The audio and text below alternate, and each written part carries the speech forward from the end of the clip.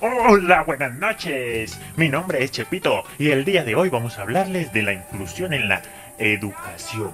La inclusión en la educación. Para hablar de la inclusión en la educación, hay que saber que la inclusión y la educación son un derecho constitucional. Por ende, todos debemos tenerlo, ¿cierto? Entonces, y todos debemos tenerlo por igual.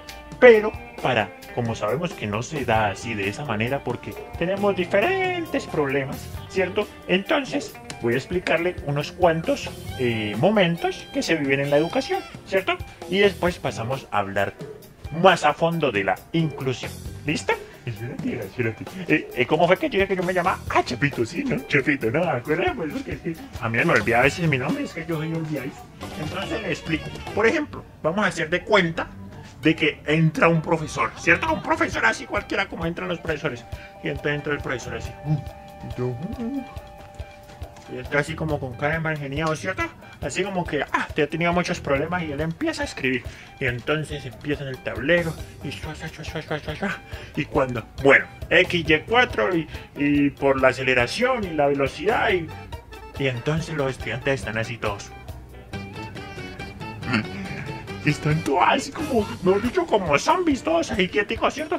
Y entonces él les dice, bueno, ¿entendieron? Y entonces por allá el niño, ¿será que pregunto? ¿Será que no? ¿Será que sí? Y le da pena preguntar. Entonces se queda con la duda. Y después es que por eso no puede resolver los problemas porque ya se quedó con esa duda. Y ahí empiezan todos los problemas de todos los estudiantes. Porque es que nos da pena el que dirán, el que va a decir el compañero. Mejor dicho, eso nos da una vergüenza. Y entonces, por ejemplo, también les digo, hay otro ejemplo, por ejemplo, hay profesores así. Entra el profesor. Y este ya es más relajado, ¿no? Y entonces, bueno muchachos, ¿cómo están? Sabroso, chévere. Y entonces llega y le dice, empieza así, yo tenía un profesor así, de la anécdota, entonces él empezaba así, voy a llamar a lista, decía, voy a llamar a lista. Y empezaba, el verguita.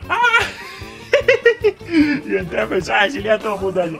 Y entonces llamaba por acá, Olimpollón. Y así inventaba un poco de nombre, ¿cierto? Y entonces ese profesor era grosero.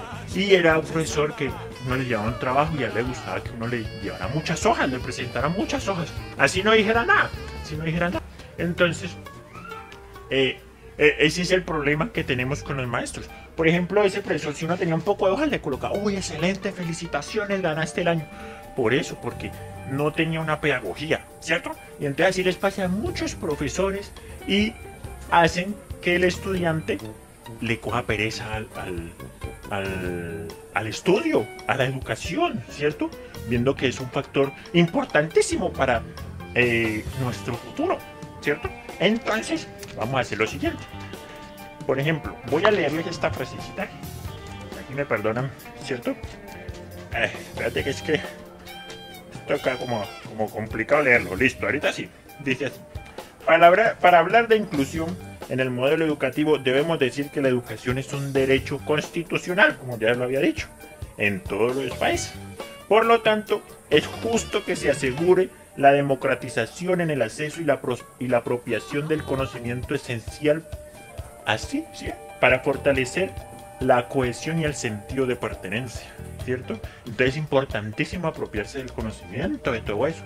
Pero para eso necesitamos profes que sean creativos, lúdicos, que hagan que el compañero, el estudiante se anime, ¿cierto?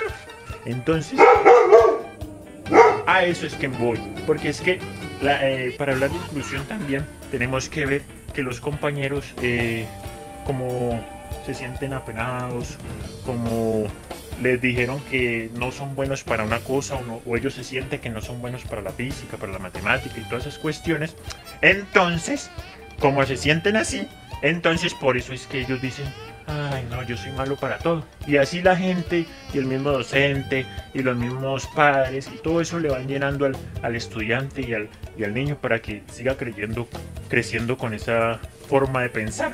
Y entonces no tienen autoestima, amor propio, sentido de pertenencia. Eso es lo que debemos tener para poder tener una buena inclusión en nuestro modelo educativo. ¿Saben por qué? Porque es que yo puedo estar, eso no importa el género, no importa la orientación sexual, no importa la religión, no importa, pero es que tenemos modelos educativos en los cuales son muy conductistas, muy homogenizados, nos homogenizan a todos, ¿cierto? Entonces como que todos fuéramos iguales y todos no somos iguales, porque es que tenemos diversidad en la sociedad, ¿cierto? Y todos somos diferentes, entonces ahí es donde hay que incluir. Tengo una experiencia, por ejemplo, ya para terminar. Yo cuando estaba estudiando, porque uno cuando estudia, uno estudia teatro, ¿cierto? Entonces yo cuando estaba estudiando teatro, así como cuando uno estudia teatro, así. Y entonces yo estaba estudiando teatro así bien chévere, voy haciendo ejercicio. Y cuando de pronto, que va diciendo que va a entrar un compañero nuevo a hacer, íbamos a hacer la inducción, era apenas, íbamos a hacer la inducción. Y entonces yo veía a todos así, todos musculosos y todos ágiles. Y cuando entró un compañero con discapacidad motriz, entró así, que tenía problemas motrices. Y entonces todo el mundo nos quedamos mirando así como que, ay Dios mío, yo qué fue, ¿cierto? Y entonces cuando él llegó y dijo que iba a estudiar y que hizo la inducción, y pues obviamente tenía algunas dificultades para hacer algunos ejercicios y algunas cosas que pedían en la inducción. Pero entonces cuando dijeron no, que no lo iban a aceptar primero, y después cuando sí lo aceptaron. ¿Y saben qué? Ese proceso de él fue hermoso. Fue hermoso porque él empezó a sacar un poco de habilidades y capacidades que no tenía en mente. Empezó a quererse a sí mismo y empezó a confiar tanto en él que supo que a él no le gustaban las mujeres, que a él le gustaban también los hombres. Él era un hombre y le gustaban los hombres. Entonces ahí empezó a tener identidad, porque la inclusión es tener identidad. Muchas gracias, compañero. Chao, chao. En la educación, que es importante que el docente genere procesos de innovación y pertinencia curricular, permitiendo el desarrollo del capital humano de una manera integral de acuerdo a la demanda social.